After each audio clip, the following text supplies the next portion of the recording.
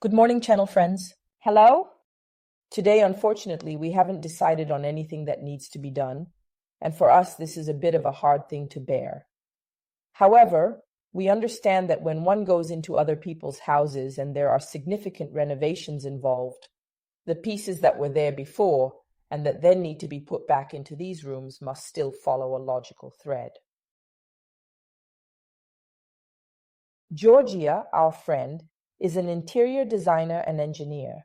She often finds herself doing very big house renovations from A to Z, so she starts from the brick to the complete renovation. She applied wallpapers, renovated the house, and she brought me 2 pieces of furniture. And she said, "Elisa, I would like the mirror to be white." I said, "No, I can't do a tutorial with the white mirror because the people who follow us are now used to having such high-level advice.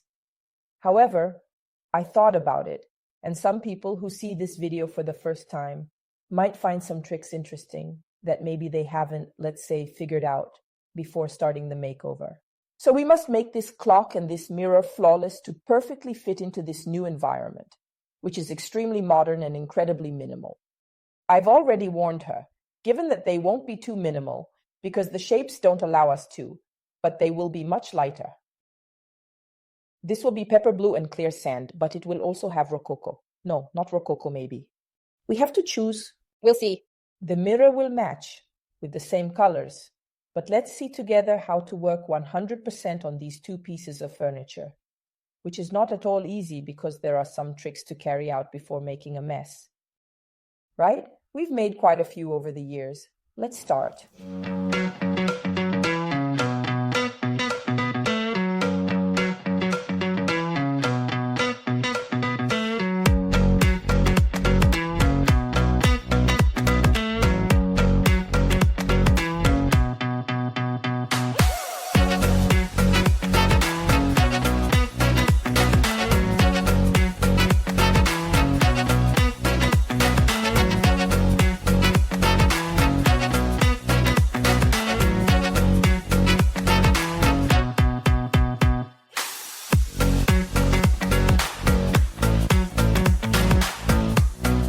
Tip 1.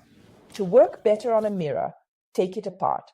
So I know that sometimes you've thought about applying some paper tape underneath.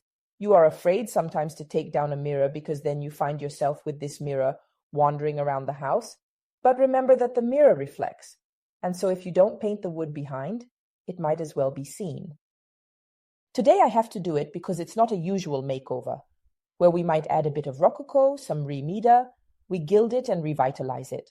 Today we will change its color. It's crucial to understand it'll reflect, and you will see that it was poorly done. So I take a screwdriver and calmly, having some space to place the glass or mirror on, and we start to detach everything. The screws are coming off well. It is a mirror that had been in the house until the day before yesterday. It practically did not get any moisture, it was not in the basement, and it was not abandoned. So it's a mirror that is physically fine. It does not have woodworms. It does not have anything wrong with it. The screws, as you can see, haven't experienced any humidity over the years and come off easily. We remove them, store them in a glass for reuse since they are perfect, and then put the original ones back on. And I prepare the vacuum cleaner and everything else to clean it because even if the house was clean, over the years some dust has entered in the crevices of the glass and the mirror. After removing everything, and cleaning the rest, we also do aba on the frame. Now you will have the opportunity to see how a mirror looks once it is opened. Almost all mirrors from the 1900s, let's say, have these pieces of wood nailed down that hold the mirror in place. What I suggest is, before removing them, number them, so take a pencil and write 1 on top and maybe go clockwise, 2 on top. 3, 4, 5, 6, 7, 8. Therefore, the sequence starts from 1 and goes up to 8 clockwise. That way, if you remove them and then want to put them back, you know where they were. Why? Because the holes of the 2 nails will always be there, and therefore we can put them back. And they have different thicknesses. These small wood pieces were handmade. That's why it's best to number them, okay? After that, I take an old spatula.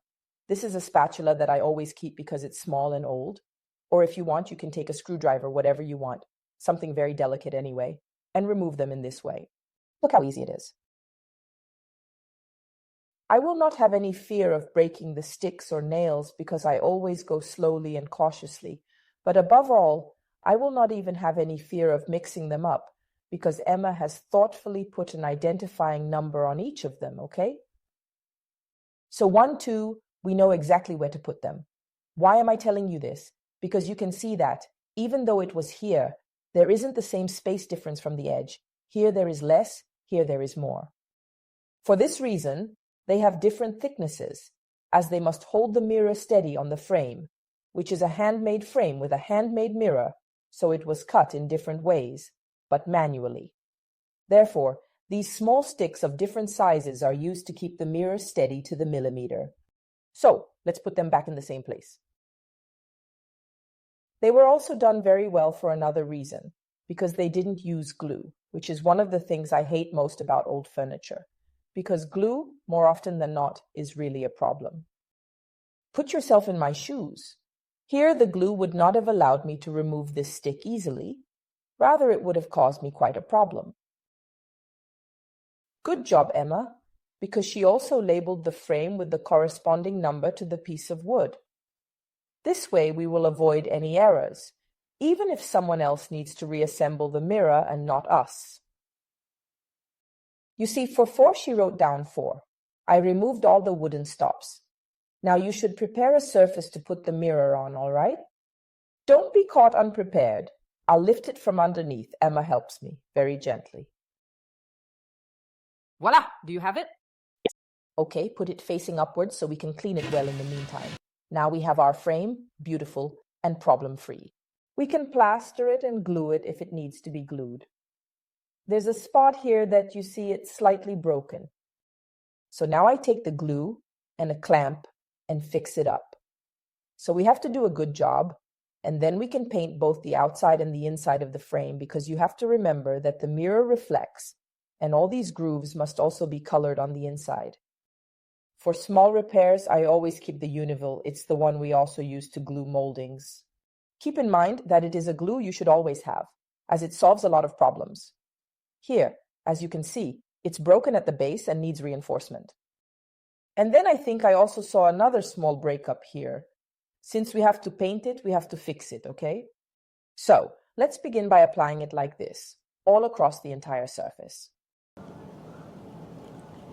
If you have a Belle Arti spatula, it would be even better, as we will delicately apply the glue on the interior and subsequently, if you can, connect them so that they are as close as possible to each other. Surely this wood has moved a bit over the years, so it won't exactly be easy to restore it to its original state, but we can try. Can you hand me a piece of paper, Emma? Yes. I remove the excess so that I can clearly see where I am. Okay, and then I will have to join them together. One here and one over here. I place a clamp so that it can hold the molding tightly until the glue has dried out. Et voilà, here we are. Now I proceed by gluing here and here as well. Here you can see it is completely lifted. So we carry on fixing the moldings. We are applying the first touches to this beautiful watch. Emma is placing the tape on the glass, and I am reattaching a foot because it had come off. It had 2 solid screws, but let's say that over time the glue had dried up, it had come off, and I had to reattach the whole foot. Now it's nice and solid. We protect the parts we don't want to risk getting dirty, but in many cases, Emma and I go straight in with the brush because we like to do these fine jobs gently. This bouquet will be covered. It no longer matches the style of the house, and we will change its look. I take the clear sand, I take a flat brush with a flat tip, perfect for this kind of work, and first I go around the edge, like this. By doing this, you will avoid the risk of staining the molding too much. I do not care that much, also because I'll apply the gold leaf on the molding, you know it, right? Thus, gradually, I just proceed to apply the base to my small curls. I apply the base so that it is all colored with clear sand, and then I continue with the complete coverage, maybe using a 30 brush. I will definitely lay 2 coats of color on this center before starting with the decorative part.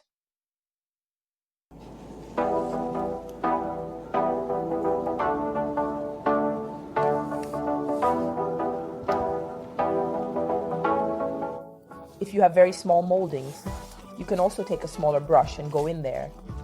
You know that the brush set consists of brushes of different sizes, precisely because when using small brushes, one size is not enough.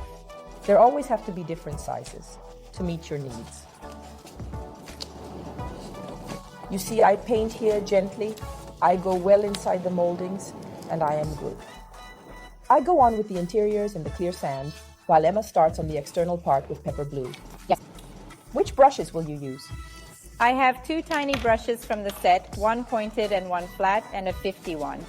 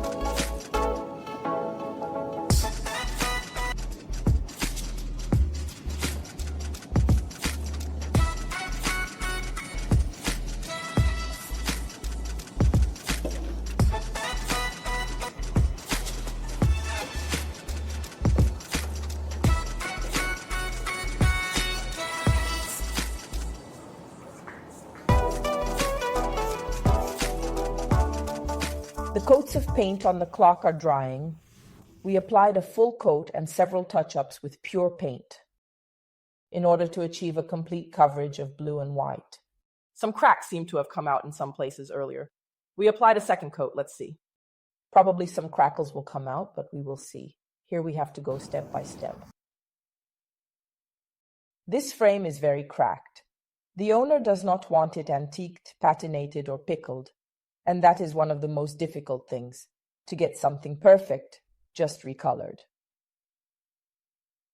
Yes, because it is much easier to make a patina, a wash, or an antiquing with waxes than to create a perfect surface where there isn't one.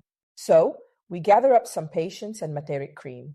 We put on gloves, because we're going to use our finger, which is the best tool we have to do a perfect job, and we're going to fill in the holes where filler is needed. Afterwards, with a very fine abrasive sponge, we sand and try to make everything as precise as possible. Obviously, the frame is very old and made of wood, which moves, and over time, over the years, cracks can easily come out. Because you know that if you paint a kitchen and it's made of solid wood, maybe it's summer, then you have the heating, the wood shrinks a little bit, and it can be that cracks come out. This is not a problem of paints, because it also happens with enamels, resins, and chalk paint. But be aware that if you do makeovers on frames or wooden furniture in general, they shrink and can crack. It may occur here, and that's okay. Thus, we fill in the parts that are the most annoying for me, which are precisely those that have these ugly marks. We frequently find this thing because the base of these old frames is made of chalk. And what did they do? They made a chalky base. Later, they would dye, sometimes adding a gold leaf for the most beautiful, valuable frames, other times using gold paint. Gilded. Here there is just paint underneath. I had touched it. It is not cold. And so we go on to lightly plaster to ensure it is as smooth as possible after having painted.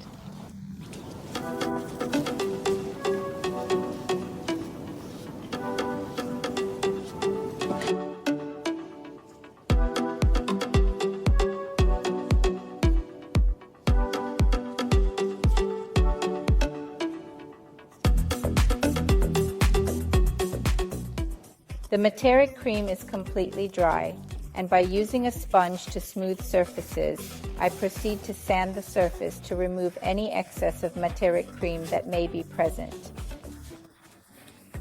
Can I have the cloth? Yes, here. Thanks. Using a damp cloth, well wrung out, I remove the dust. Then with my hand, I feel if everything is flat or if there is something else to remove. Here it seems perfect. I proceed on the whole frame.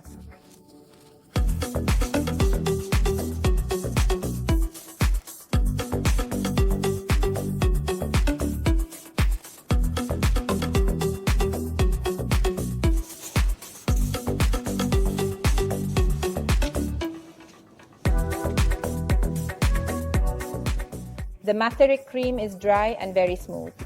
Now let's start painting. We'll make the internal part with pepper blue, while the external one will be clear sand.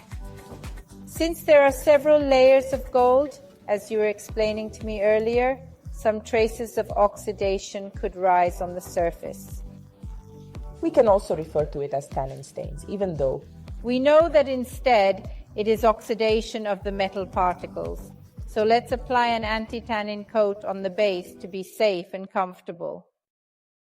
the anti-tannin will therefore stop any kind of rising, and we will be confident that our clear sand will be nice and pure. The oxidation may rise on the anti-tannin, but there is no need to worry. It will not rise on the clear sand as well. We must apply pure anti-tannin, ensuring a uniform layer that is not excessively thin. We must also guarantee that it has a coating effect, so we need to be cautious and meticulously close all the holes. Very good. Otherwise, we could risk in those parts a rise. Yes, exactly. And now you see, I proceed with a tiny brush, very slow, with pepper blue, slowly. And the whole inside part will become extremely modern. One obvious thing, but I'm telling you this anyway, I don't apply anti-tannin under the blue because even if a gold stain rises, it won't be visible. Don't worry, it's something to prefer when there is a light or white color. Especially for a super smooth, even effect and not glossy. Great, just what the owner wants in her home.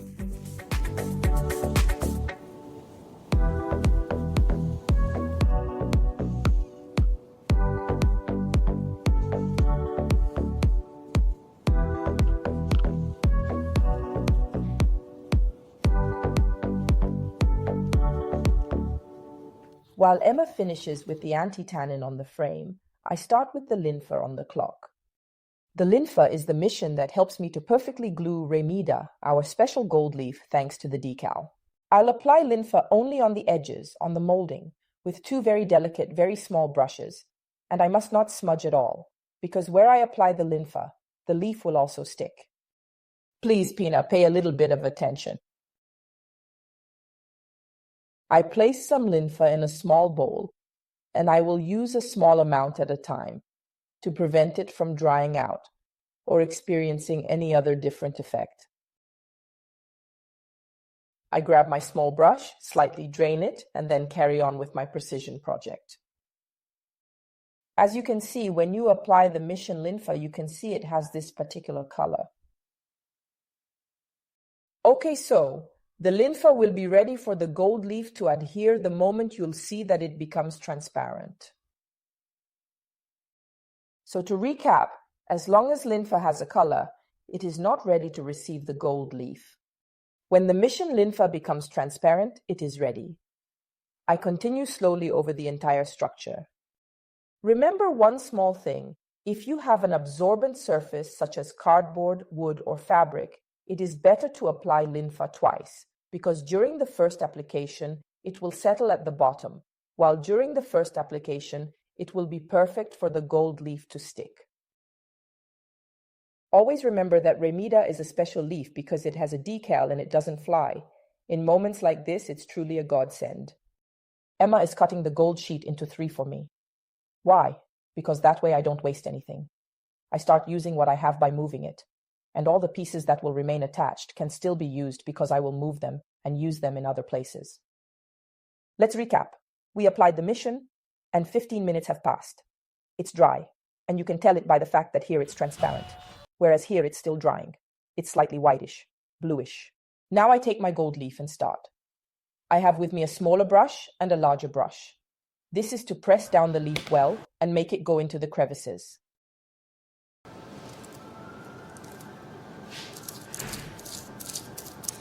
I made it thicker with Emma to cover the entire molding on both the right and left and the central part. And as always, I do not love a super precise gold leaf that looks almost fake or old. I like a very worked, almost crackled application of gold leaf. So you do as you prefer. If you have not filled all the small openings, you can fill them, but I prefer it to be slightly antiqued. And there you have it. The effect is beautiful also because underneath you can glimpse the old gilding that is now antiqued, and it's truly beautiful. Using the same small piece, if I can also cover more parts. Now I move it here and I make this curl.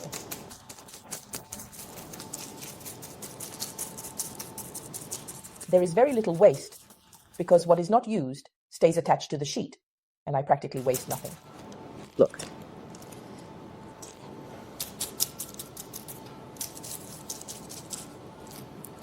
I carry on the whole frame, and very slowly I also reuse what remains on the piece of paper so as not to waste anything.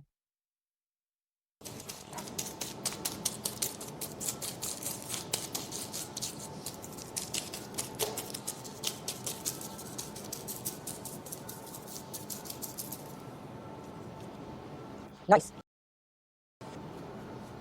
Can you see how it becomes shiny once I brush over it? It becomes beautiful and solid. It is real gold, pure gold. This is stunning. I turned the mirror upside down, and now I am going to work on the entire inner edge using both clear sand and the blue pepper blue. This is because the mirror can reflect, the woods might not fully lean, and therefore you might see the color underneath. It's best to do that as everything will have the same color.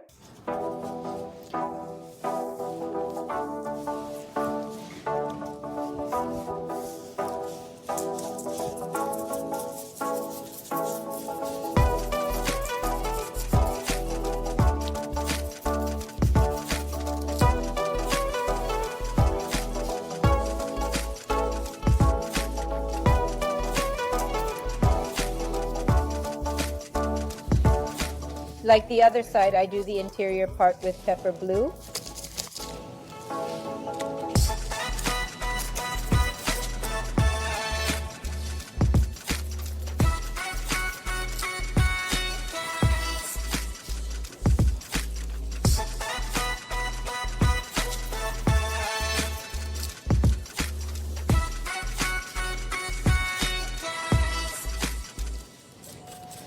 It is very beautiful, isn't it? Very much, we'll be honest. There are 2 changes on the way. Because last night we were almost at the end, we called Giorgia to show her how happy we were with the result. First, there should have been a transfer in here. According to her, writing was fine. I had suggested writing with some flowers. The idea sounded good, because I didn't want to leave this central part empty. However, I saw it as beautiful, pure, simple, and elegant. Nothing more is needed. The protection is missing from the clock. We will put it on later, but it's finished. For the mirror, I had a briefing with Giorgia, and I asked her, are all the walls light? They are not white, but they are in sand and earth tones, very light walls. And I said, and you make me do a wall, a mirror, that is white and blue. It looks like a ship. It's a sea effect, right? It would look good in the Mediterranean, this beautiful mirror. And it had nothing to do with it. So even though Emma wasted half an hour yesterday applying anti-tannin, we decided to change it in the process. Yes, we'll make everything pepper blue. This mirror will stand out more on the wall, it'll be more elegant, and it will still look good with the clock. Right? So, no more talk. You should know that if you use dark tones, you don't need anti-tannin. But if you use light tones on golden parts, as Emma said yesterday, it is strongly recommended to apply anti-tannin underneath to prevent oxidation from staining. Okay? With a pointed brush, I paint everything blue. Let's go.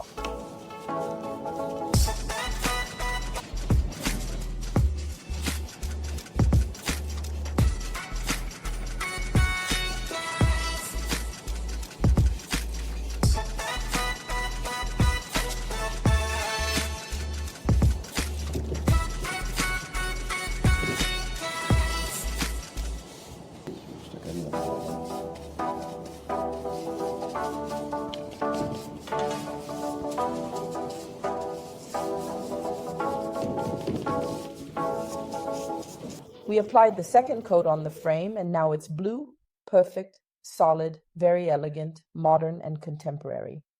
Anyway, Giorgia called and said she's coming, so she'll help us close the video, and she'll see the work done under her commission.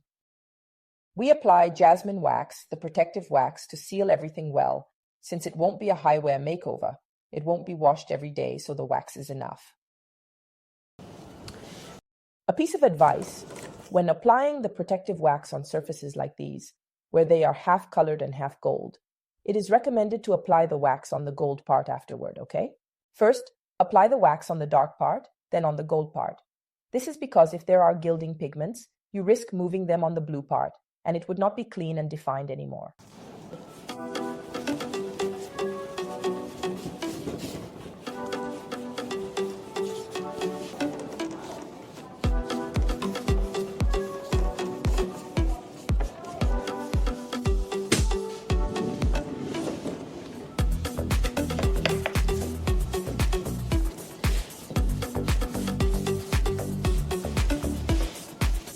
It's time to put back the pins, then put on protection and finish the video.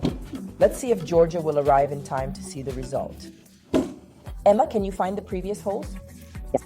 It would be better to put the pins back where they were before, if of course the holes are not too large or loose, to have a cleaner, more precise job.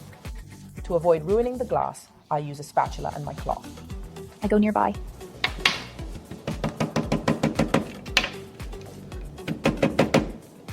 I get close slowly so I don't risk any damage. 2 has been placed. The third one as well. Let's proceed to the fourth. Can I have the lid?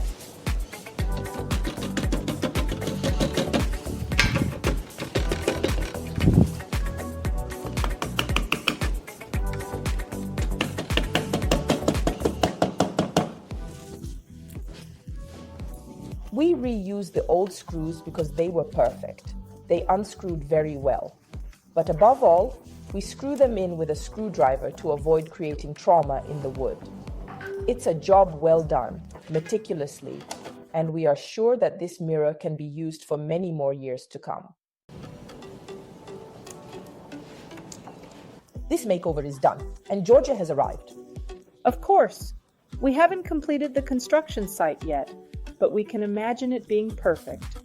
Do you like it?